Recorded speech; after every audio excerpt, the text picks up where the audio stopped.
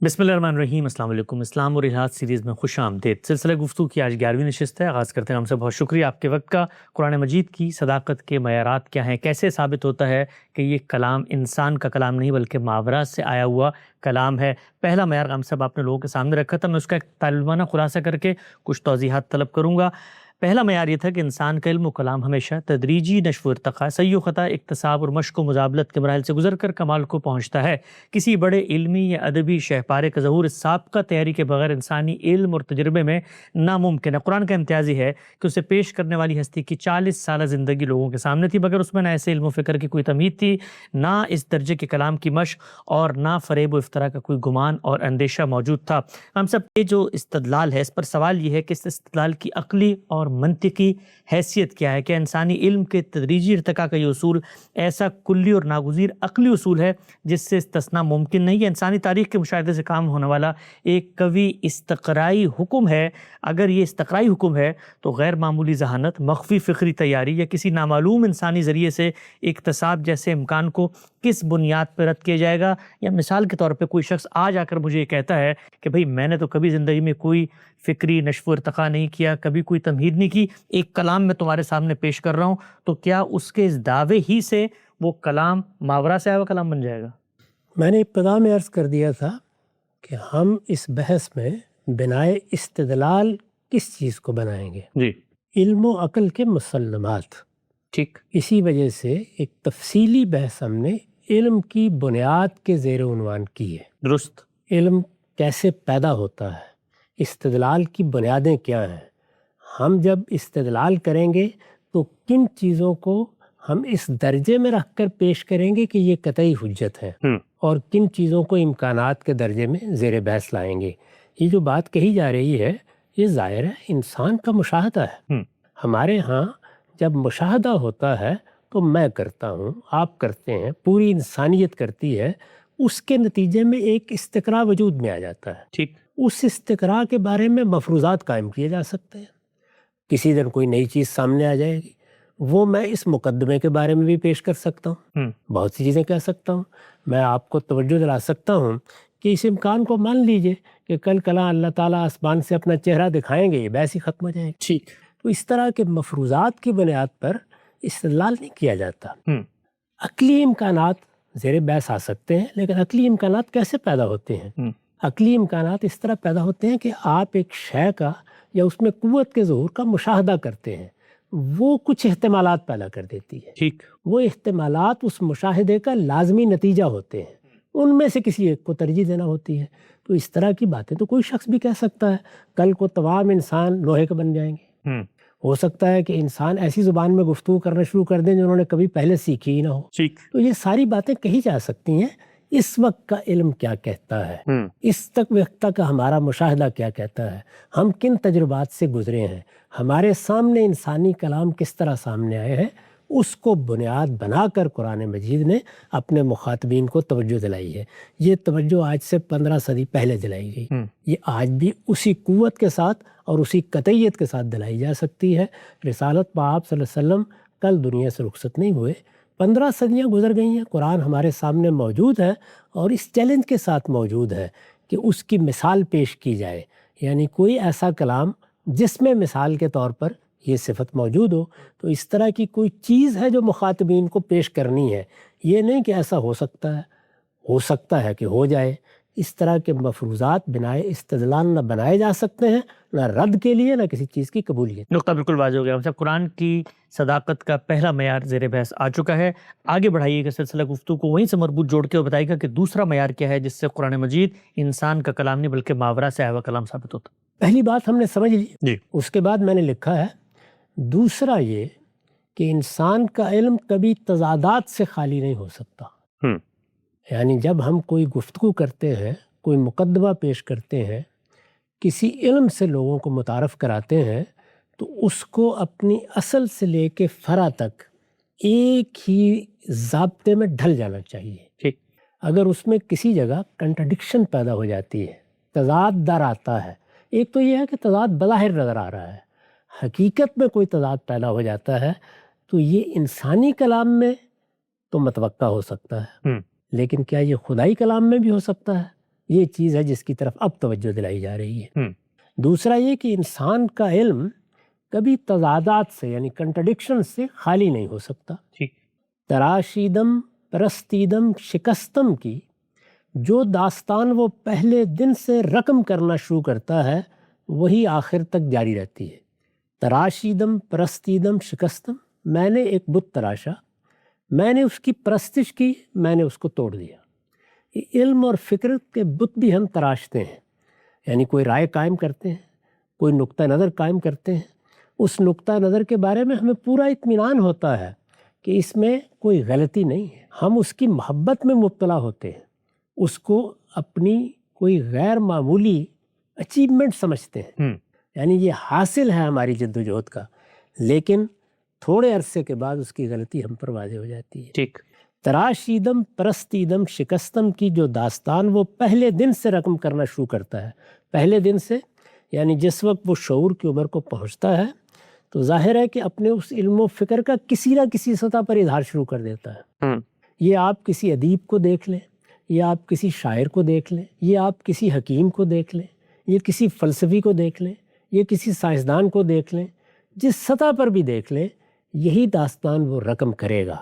یعنی پہلے دن سے تراشیدم پرستیدم شکستم کا عمل شروع ہو جاتا ہے۔ وہ سیکھنے میں بھی اگر آپ غور کر کے دیکھیں تو یہی کر رہا ہوتا ہے، یعنی چیزیں سیکھ رہا ہوتا ہے، جب سیکھ رہا ہوتا ہے تو ان کے سحر میں مبتلا ہوتا ہے، لیکن تھوڑا آگے چل کے اس کے اپنے اساتذہ اس کو کوئی نئی چیز بتاتے ہیں تو معلوم ہوتا ہے کہ وہ پہلا کسر تو دھڑام سے زمین پر آ رہا، اب وہ ایک نئی عمارت بنانا شروع کر دیتا ہے۔ تو یہ تراشیدم پرستیدم شکستم یہ در حقیقت علم کی، فکر کی، انسان کی صحیح کی داستان کا عنوان ہے۔ تراشیدم پرستیدم شکستم کی جو داستان وہ پہلے دن سے رقم کرنا شروع کرتا ہے وہی آخر تک جاری رہتی ہے۔ یعنی اگر آپ غور کر کے دیکھیں تو زندگی کے آخری لمحے تک یہ چیز متوقع ہو سکتی ہے انسان سے، یعنی وہ اپنی کسی رائے پر نظر ثانی کا اعلان کر دے گا، وہ اس سے رجوع کا اعلان کر دے گا، وہ اپنی زندگی کی ساری تگ و دو پر خود پانی پھیر دے گا، وہ یہ کہہ دے گا کہ مجھے بڑی غلطی لگی ہے، میں فلاں اور فلاں چیز کی طرف متوجہ نہیں ہو سکا، یعنی یہ تک اس سے متوقع ہوتا ہے۔ تراشیدم پرستیدم شکستم کی جو داستان وہ پہلے دن سے رقم کرنا شروع کرتا ہے وہی آخر تک جاری رہتی ہے۔ یہ بھی اگر غور کیے یعنی یہ کیوں ہوتا ہے، یہ تراشیدم پرستیدم شکستم کا معاملہ آخر انسان کے ساتھ کیوں وابستہ ہے اور اس کے نتیجے میں کیوں تضادات پیدا ہو جاتے ہیں، یہ بھی یعنی یہ جو بات بیان کی گئی ہے یہ بھی اگر غور کیجئے تو اسی صحیح و خطا کا نتیجہ ہے۔ یعنی انسان کے ساتھ صحیح و خطا گویا ملحق کر دیے گئے، وہ خطا اور نسیان سے بنایا گیا ہے، وہ اسی طریقے سے اپنے لیے ارتقاء کے منازل طے کرتا ہے، اس کی ترقی اس پر منحصر ہے کہ وہ صحیح و خطا کے ان مراحل سے گزرے۔ تو گویا صحیح و خطا اس کے علم کے لیے لازمی زینہ ہے، اس نے اس زینے ہی پر پاؤں رکھ کر اوپر چڑھنا ہوتا ہے۔ یہ بھی اگر غور کیجئے تو اسی صحیح و خطا کا نتیجہ ہے جس کا ذکر پیچھے ہوا، یعنی اس سے پیچھے ہم نے کیا بیان کیا، اس مرحلے تک پہنچنے کے لیے انسان کیسے صحیح و خطا کے مراحل سے گزرتے ہیں۔ اب ہم یہ بیان کر رہے ہیں کہ جس وقت وہ اس مرحلے تک پہنچ جاتے ہیں اور ان سے کسی علم کا ظہور شروع ہو جاتا ہے، وہ علم بھی اس مرحلے سے گزرتا ہے، یا اس علم کے لیے وہ کوئی پیرہن تیار کرتے ہیں اور ادب کا ظہور شروع ہو جاتا ہے، اس میں بھی صحیح و خطا کا یہ عمل اسی طرح جاری رہتا ہے۔ تو یہ صحیح و خطا ہے اصل میں، جس کا لازمی نتیجہ کیا ہے، کسی نہ کسی جگہ تضادات کا پیدا ہو جاتا ہے۔ یہ بھی اگر غور کیجئے تو اسی صحیح و خطا کا نتیجہ ہے جس کا ذکر پیچھے ہوا۔ پھر یہی نہیں، اس کا یہ علم، یہ تو علم کے بارے میں گفتگو تھی، یعنی وہ کانٹینٹ، وہ محتویات، وہ چیز جو اس نے پیدا کی ہے، وہ کوئی سائنسی حقیقت ہو سکتی ہے، کوئی فلسفیانہ نقطہ نظر ہو سکتا ہے، وہ کسی چیز کے مطالعے کے نتائج ہو سکتے ہیں، کسی اثر کو اس نے دیکھا، کسی فعل کو اس نے دیکھا، اس کے اندر اتر کر اس کی تحلیل کی، اپنا حاصل بیان کر دیا، تو یہ علم ہے۔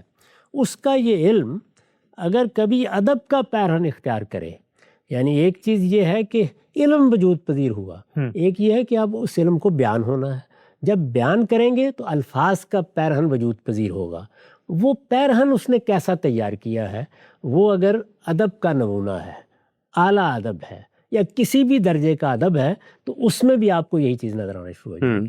یعنی وہی صحیح و خطا کا ظہور، وہی تضادات، وہی کنٹرڈکشنز، وہی نیچے اوپر نشیب فراز، یہ ساری چیزیں اس میں بھی نظر آنا شروع ہو جائیں گی۔ پھر یہی نہیں، اس کا یہ علم اگر کبھی ادب کا پیرہن اختیار کرے تو اس میں بھی یہی صورت پیدا ہو جاتی ہے۔ ٹھیک، یعنی اس سے علم صادر ہوتا ہے تو وہ بھی یہی نتائج پیدا کرتا ہے، اور وہ علم الفاظ کا پیرہن اختیار کر کے کلام کی صورت اختیار کرتا ہے، تحریر میں ڈھلتا ہے، تو وہاں بھی یہی چیز سامنے آ جاتی ہے۔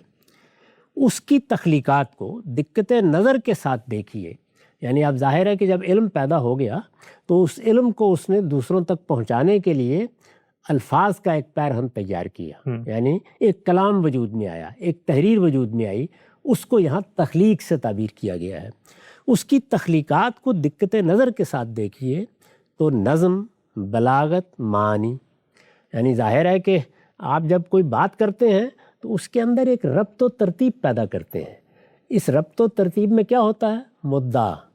مدعا کے لوازم، بحث و نظر کا ایک ترتیب سے سامنے آنا، کوئی تمہید، کوئی خاتمہ، ان کے درمیان ایک باہمی ربط جو بیان کے لیے ضروری ہے، اور ایک باہمی ربط جو خود اس کانٹینٹ یا اس کی محتویات کے لیے ضروری ہے، کہ اس میں اگر اصل ہے تو اس سے فرع کیسے متعلق ہو رہی ہے، فرع ہے تو اصل سے کس طرح اوپر جا کر متعلق ہوتی ہے۔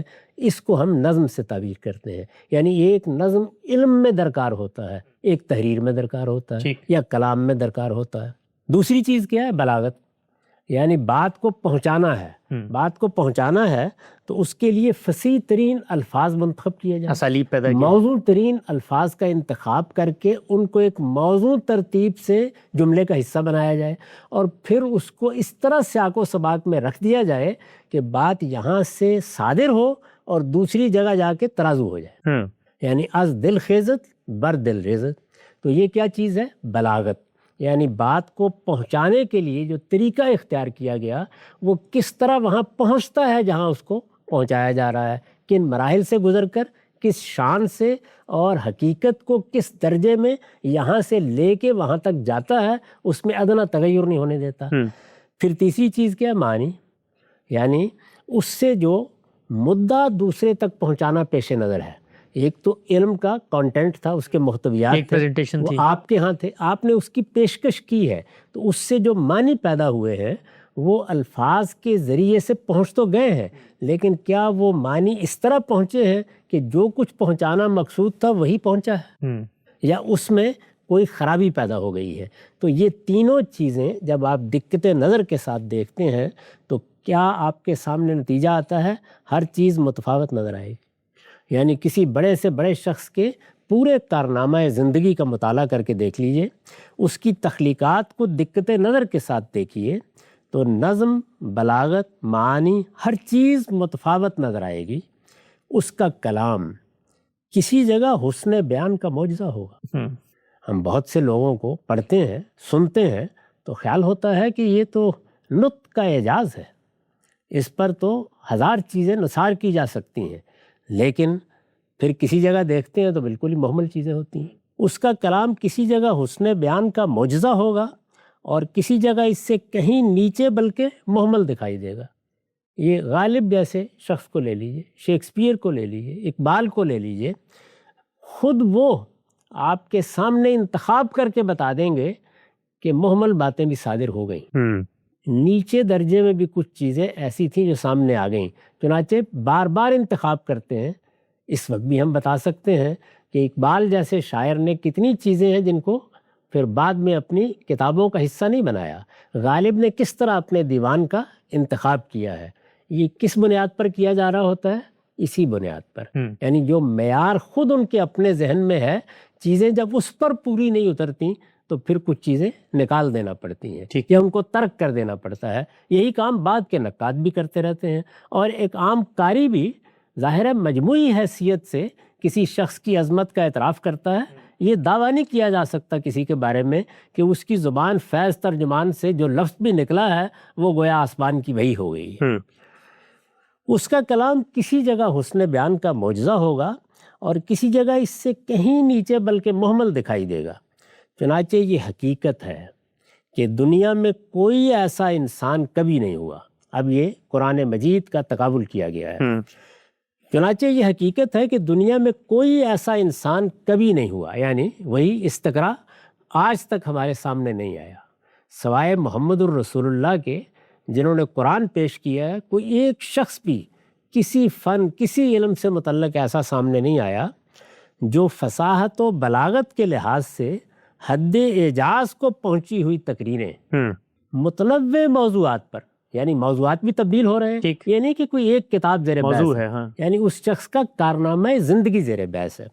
حد اعجاز کو پہنچی ہوئی تقریریں متنوع موضوعات پر اور مختلف حالات میں مسلسل کرتا رہے، یعنی موضوعات بھی بدلتے جا رہے ہیں اور حالات بھی تبدیل ہو رہے ہیں۔ خود اس آدمی کے حالات، وہ جو بات کہہ رہا ہے اس کو پیش آنے والے حالات، اس میں بھی پے در پے تغیرات آ رہے ہیں۔ چنانچہ یہ حقیقت ہے کہ دنیا میں کوئی ایسا انسان کبھی نہیں ہوا جو فصاحت و بلاغت کے لحاظ سے حد اعجاز کو پہنچی ہوئی تقریریں متنوع موضوعات پر اور مختلف حالات میں مسلسل کرتا رہے اور شروع سے آخر تک، یعنی اس کی تمام تقریریں اور شروع سے آخر تک اس کی یہ تقریریں جب مرتب کی جائیں تو ایک ایسے ہم رنگ اور متوافق مجموعہ کلام کی صورت اختیار کر لیں، یعنی دونوں لفظ دیکھیے، ایسے ہم رنگ اور متوافق مجموعہ کلام کی صورت اختیار کر لیں، یعنی اس کا رنگ دیکھیں، اس کی بلاغت دیکھیں، اس میں لفظوں کا انتخاب دیکھیں، اس کا ڈکشن دیکھیں، یعنی کسی پہلو سے بھی اس کو دیکھیں تو وہ ہم رنگ نظر آتا ہو، اور اس میں خیالات، افکار، نظریات، جو چیز بھی پیش کی گئی ہے وہ بھی ایک ایک جگہ پر اصل اور فرع سے بالکل متفاوق ہو، کسی درجے میں کوئی تضاد نہ دکھایا جا سکے۔ تو ایک ایسے ہم رنگ اور متوافق مجموعہ کلام کی صورت اختیار کر لے جس میں نہ خیالات کا کوئی تصادم ہو، نہ متکلم کے دل و دماغ میں پیدا ہونے والی کیفیات کی کوئی جھلک دکھائی دے۔ یعنی اس کی پٹائی ہو گئی تھی، اس کو لوگوں نے جیل میں ڈال دیا تھا، اس کے ساتھ کوئی برا سلوک ہوا تھا، اس کی قوم نے اس کو گھر چھوڑنے مجبور کر دیا تھا، اپنے وطن سے نکال دیا تھا، اس کے ساتھیوں کے ساتھ کوئی معاملہ ہوا تھا، تو یہ ساری چیزیں انسانی ذہن پر اثر انداز ہوتی ہیں۔ اس کے نتیجے میں کیفیات میں تبدیلی آتی ہے، نہ متکلم کے دل و دماغ میں پیدا ہونے والی کیفیات کی کوئی جھلک دکھائی دے اور نہ رائے اور نقطہ نظر کی تبدیلی کے کوئی آثار کہیں دیکھے جا سکتے ہیں۔ یہ وہ معیار ہے جو قرآن مجید نے ان دو لفظوں میں بند کر کے بیان کیا ہے، جس کو وہ اپنے خدا کی طرف سے ہونے کی صداقت کی دلیل کے طور پر پیش کر رہا ہے۔ اور دیکھیے اس کو کس طرح پیش کرتا ہے۔ میں نے لکھا اس سے بھی، یعنی یہ تو انسان کے معاملات ہیں، انسان کو ہم نے دیکھ لیا، انسان کس طریقے سے علم پیش کرتا ہے، علم کے نتائج تک پہنچتا ہے، اس کا پیرہن تیار کرتا ہے، اس سے کلام کس طرح وجود میں آتا ہے، اس میں کیا خصوصیات ہوتی ہیں، اور ایک ایسا کلام جس کا ہم نے تعارف کرایا کہ وہ متنوع مواقع پر پیش کیا گیا، متنوع موضوعات پر پیش کیا گیا، اس سب کے باوصف وہ ہم رنگ بھی رہا، متفاوق بھی رہا، اس میں اصل اور فرع میں ہم آہنگی بھی رہی، اس میں ادنا درجے کا کوئی تضاد پیدا نہیں ہوا۔ یہ ہم نے ایک معیار سامنے رکھا، کیا ایسا ہو سکتا ہے؟ انسانی کلام کو ہم نے دیکھا کہ اس میں کوئی ایک استثناء بھی اس سے تلاش نہیں کیا جا سکتا، لیکن اس سے بھی اگر کوئی استثناء ہے تو وہ تنہا قرآن کا ہے۔ چنانچہ فرمایا ہے افلا یتدبرون القرآن ولو کان من عند غیر اللہ لوجدوا فیہ اختلافا کثیرا، یہ نساء کی آیت 82 ہے۔ پھر کیا لوگ قرآن پر غور نہیں کرتے؟ اگر یہ اللہ کے سوا کسی اور کی طرف سے ہوتا، ظاہر ہے اللہ کے سوا کسی اور کی طرف سے، کسی جن کی طرف سے، کسی فرشتے کی طرف سے، یا خود انسان کی طرف سے، تو اس میں یہ بہت کچھ اختلاف پاتے، یعنی جتنی مخلوقات بھی ہیں وہ اپنی اعلیٰ سے اعلیٰ صلاحیتوں کے ساتھ بھی اپنے اندر یہ اہلیت نہیں رکھتی جس کو یہاں معیار کے طور پر بیان کر دیا گیا ہے۔ استاذ امام لکھتے ہیں، یعنی اس بات کی وضاحت میں استاذ امام امین احسن اصلاحی لکھتے ہیں، قرآن کی ہر بات اپنے اصول اور فروع میں اتنی مستحکم اور مربوط ہے کہ ریاضی اور اوکلیدس کے فارمولے بھی اتنے مستحکم و مربوط نہیں ہو سکتے۔ یہ اصول اور فروع میں جس وقت کوئی علم وجود میں آتا ہے تو انسانی علم ہمیشہ اصول اور فروع کے باہمی تعلق سے اپنا ابلاغ کرتا ہے۔ ٹھیک، یعنی ہم بتاتے ہیں کہ یہ اصل تھی جو ہم نے دریافت کی، یہ اصل تھی جس سے لوگ واقف تھے، یہ اصل تھی جو مسلمات کی حیثیت رکھتی ہے، اس سے ہم ان فروع کو متعلق کر کے دکھا رہے ہیں۔ کلوریز ہیں اس کی، یعنی ہر فکر، ہر علم اور اس کا بیان ظاہر ہے کہ انہی دو چیزوں کا مجموعہ ہوتا ہے۔ یا اس میں کچھ اصول بیان ہو رہے ہوں گے، ان اصولوں کا تعارف کرایا جا رہا ہوگا، اور یا اس سے نکلنے والے فروع بیان ہو رہے ہوں گے، یا ان کا باہمی تعلق زیر بحث ہوگا، یا ان کے ربط و نظام کے بارے میں کوئی تحلیل اور تجزیہ کیا جا رہا ہوگا۔ قرآن کی ہر بات اپنے اصول اور فروع میں اتنی مستحکم اور مربوط ہے کہ ریاضی اور اوکلیدس کے فارمولے بھی اتنے مستحکم و مربوط نہیں ہو سکتے۔ وہ جن عقائد کی تعلیم دیتا ہے وہ ایک دوسرے سے اس طرح وابستہ و پیوستہ ہیں۔ بنیاد کہاں سے اٹھتی ہے قرآن کی؟ عقائد سے، ایمانیات سے۔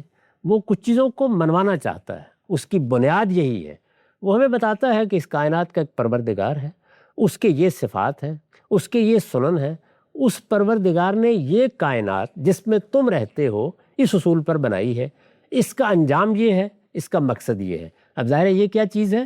یہ وہ بنیادیں ہیں جس پر اس کے فکر کی عمارت استوار ہوئی ہے۔ وہ جن عقائد کی تعلیم دیتا ہے وہ ایک دوسرے سے اس طرح وابستہ و پیوستہ ہیں کہ اگر ان میں سے کسی ایک کو بھی الگ کر دیجئے تو پورا سلسلہ ہی درہم برہم ہو جائے۔ یعنی ذات باری کی صفات کا جو تصور وہ پیش کرتا ہے اس کو الگ کر دیں اور پھر اس کے باقی فکر کو مربوط کریں تو نہیں ہوگا۔ اس کے سنن کو اس سے الگ کر دیں تو خود انسان اور پروردگار کا تعلق سمجھنا ہی ناممکن ہو جائے گا۔ کسی ایک چیز کو یعنی مثال کے طور پر اٹھا لیں، یہاں سے آپ نے بنا قائم کی ہے تو اس بنا کو اوپر بنی ہوئی عمارت کے ایک ایک جزو کے ساتھ وابستہ ہونا چاہیے۔ یعنی اس کی پیوستگی ایسی ہونی چاہیے کہ کسی جگہ یہ محسوس نہ ہو کہ نقشہ جب بنایا گیا تھا یا بنا ڈالی گئی تھی اس وقت کچھ اور پیش نظر تھا، عمارت بنی ہے تو اب اس میں فلاں فلاں جگہ ترمیم ہو گئی یا وہ عمارت بن کے کچھ اور ہی صورت اختیار کر چکی ہے۔ یہ قرآن مجید میں کہیں ادنا درجے میں آپ کو نظر نہیں آئے گا۔ وہ جن عقائد کی تعلیم دیتا ہے وہ ایک دوسرے سے اس طرح وابستہ و پیوستہ ہیں کہ اگر ان میں سے کسی ایک کو بھی الگ کر دیجئے تو پورا سلسلہ ہی درہم برہم ہو جائے۔ یعنی ذات باری کے تصور سے آخرت کو الگ کر دیجئے، آخرت کے تصور سے پیچھے ذات باری کے تصور کو ختم کر دیجئے تو ہر چیز اپنی جگہ سے اکھڑ جائے گی، اس جگہ قائم ہی نہیں رہے گی۔ وہ جن عبادات و طاعات کا حکم دیتا ہے، یہ تو معاملہ تھا ایمانیات کا، وہ جن عبادات و طاعات کا حکم دیتا ہے وہ عقائد سے اس طرح پیدا ہوتی ہیں جس طرح تنے سے شاخیں پھوٹتی ہیں۔ یعنی ہم جب کسی درخت کو دیکھتے ہیں تو اس کے بیج سے لے کر اوپر تک معلوم ہوتا ہے کہ ایک ہی ربط ہے جس میں ہر چیز بندھی ہوئی ہے۔ تو یہی صورتحال قرآن مجید میں جو فکر پیش کیا گیا ہے، قرآن مجید میں جس دین کا تعارف کرایا گیا ہے، قرآن مجید میں جو ہدایت بیان ہوئی ہے، جب اس کو بھی آپ نیچے سے اوپر تک دیکھتے ہیں، یعنی عقائد سے لے کر عبادات طاعات کے لیے جو شریعت کے احکام دیے گئے ہیں، یہاں تک کہ شریعت کے احکام کی جزیات کو بھی جب متعلق کرتے ہیں تو وہ نیچے سے اوپر تک بالکل وہی صورت اختیار کر لیتی ہیں جو بیج، تنا، شاخیں اور اس پر لگنے والا پھل اختیار کرتا ہے۔ وہ ایک درخت کی مثال سے بات سمجھائی ہے۔ وہ عقائد سے اس طرح پیدا ہوتی ہیں جس طرح تنے سے شاخیں پھوٹتی ہیں۔ وہ جن اعمال و اخلاق کی تلقین کرتا ہے وہ اپنے اصول سے اس طرح ظہور میں آتے ہیں جس طرح ایک شے سے اس کے قدرتی اور فطری لوازم ظہور میں آتے ہیں۔ یعنی اگر ہم اس کے اصول کو سمجھ لیں تو ہم خود ان چیزوں کا استنباط کرنا شروع کر دیتے ہیں جن پر اس نے اپنی ہدایت کی بنا رکھی ہے۔ چنانچہ یہی وجہ ہے کہ جن چیزوں کو وہ انسانی عقل کے لیے چھوڑ دیتا ہے ان سے متعلق فقہ و اجتہاد کی ایک پوری تاریخ مرتب کرنا آسان ہو جاتا ہے۔ کیوں؟ کیا وجہ ہے؟ اصول قائم ہو گئے۔ وہ اصول کہاں سے اپنی ابتدا کرتے ہیں وہ ہماری گرفت میں آ گیا ہے۔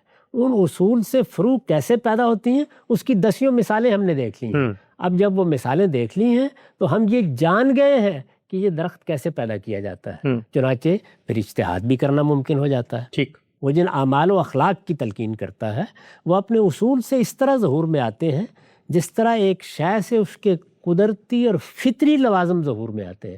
قدرتی لوازم کیا ہوتے ہیں؟ یعنی وہ چیزیں جن کا ہم مشاہدہ کرتے ہیں اور ان کا مشاہدہ قدرت کے بنائے ہوئے نظام کے تحت کچھ لوازم پیدا کر دیتا ہے۔ ہم ایک چیز کی فطرت کو یا اس کے خواص کو متعین کرتے ہیں اور ان خواص کے ساتھ اس چیز کو جب ہم کام کرنے دیتے ہیں تو اس سے وہی چیزیں پیدا ہوتی ہیں۔ یعنی ہم اس کی پیشین گوئی کر سکتے ہیں کہ یہ اس طریقے سے ہوگا۔ جیسے مثال کے طور پر ہم نے فطرت کے نظام کا مطالعہ کیا تو ہم پیشین گوئی کر سکتے ہیں کہ بارش ہوگی، اولے برسیں گے۔ کیوں کر سکتے ہیں؟ اس کی وجہ یہ ہے کہ اس نظم میں جو چیزیں کار فرما ہیں ان کا بڑی حد تک ہم نے ادراک کر لیا ہے۔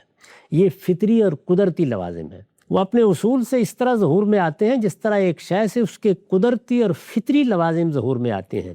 اس کی مجموعی تعلیم سے زندگی کا جو نظام بنتا ہے، ظاہر ہے کہ وہ انسانوں کو تبدیل کرنے کے لیے آیا ہے۔ وہ یہ چاہتا ہے کہ انسان اس کی ہدایت کو قبول کرے اور قبول کر کے اس کو اپنی زندگی کا حصہ بنائے۔ وہ ان سے تقاضا کرتا ہے کہ اقیم الدین، تم اس دین پر قائم ہو جاؤ، اس کو اپنی زندگی کا دستور بنا لو۔ تو اس سے کیا ہوگا؟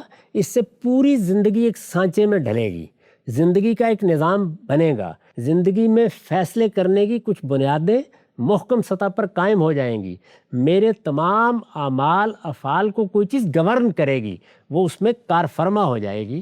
اس کی مجموعی تعلیم سے زندگی کا جو نظام بنتا ہے وہ ایک بنیان مرصوص کی شکل میں نمایاں ہوتا ہے۔ یعنی جیسے ایک محکم عمارت ہوتی ہے، بالکل اسی طریقے سے یہ دیکھا ہوگا کہ جب ہم کسی آخری درجے میں ایسی عمارت کو دیکھتے ہیں جس میں کسی فنکار نے اپنا ہنر دکھایا ہوتا ہے تو سب سے بڑی چیز کیا ہوتی ہے؟ معلوم ہوتی ہے کہ عمارت نیچے سے اوپر تک ایک سانچے میں ڈلی ہوئی، ایک نظم و ترتیب میں ہے۔ تاج محل کو دنیا میں تعمیرات کا عجوبہ قرار دیا جاتا ہے۔ اگر غور کر کے دیکھیں تو وہ کیا چیز ہے؟ وہ یہی چیز ہے۔ یعنی کسی جگہ آپ کو تفاوت یا تضاد نظر نہیں آئے گا۔ وہ انسانی سطح پر ہو جاتا ہے بعض معاملات میں، لیکن بڑے پیمانے پر آپ جائزہ لیں گے تو معلوم ہوگا دقت نظر سے تو یہی اس کے اندر بنیان مرصوص کی صورت نظر آئے گی۔ ٹھیک، اس کی مجموعی تعلیم سے زندگی کا جو نظام بنتا ہے وہ ایک بنیان مرصوص کی شکل میں نمایاں ہوتا ہے، جس کی ہر اینٹ دوسری اینٹ سے اس طرح جڑی ہوئی ہے کہ ان میں سے کسی کو بھی الگ کرنا بغیر اس کے ممکن نہیں کہ پوری عمارت میں خلا پیدا ہو جائے۔ ایک چیز کو بھی وہاں سے ہٹا دیجئے تو یہ معلوم ہوگا کہ پوری عمارت ایک سوالیہ نشان بن کے کھڑی ہو جائے گی۔ اس درجے میں ربط و نظام ہے، اس طرح اصول سے فروع متعلق ہیں۔ یہ ساری عمارت 23 برس کے عرصے میں پائے تکمیل کو پہنچی ہے۔ اس میں جس نے اس کو بنایا ہے اس پر بہت سے احوال گزرے ہیں، یعنی ظاہر میں تو یہ محمد الرسول اللہ بنا رہے ہیں، بہت سے احوال گزرے ہیں، بہت سی کیفیات گزری ہیں، لیکن اس کے ربط و نظام میں اصل اور فرع کے اس سے تعلق میں یہ اپنے بیج سے یا اپنے تخم سے اپنے برگ و بار کو جیسے متعلق کرتی ہے، اس میں ادنا درجے کا کوئی تضاد، کوئی تفاوت، کوئی تغیر نہیں دکھایا جا سکتا۔ تو یہ وہ دوسری چیز ہے جس کو قرآن اپنی صداقت کے لیے دلیل کے طور پر پیش کرتا ہے۔ بالکل واضح ہو گیا قرآن مجید کی صداقت کے معیارات زیر بحث ہیں۔ 2 معیار زیر بحث آ چکے ہیں، تیسرا معیار کیا ہے خان صاحب سے جانیں گے۔ وقت یہاں پہ ختم ہوتا ہے، دوبارہ حاضر خدمت ہوں گے، اب تک آپ کا بہت شکریہ۔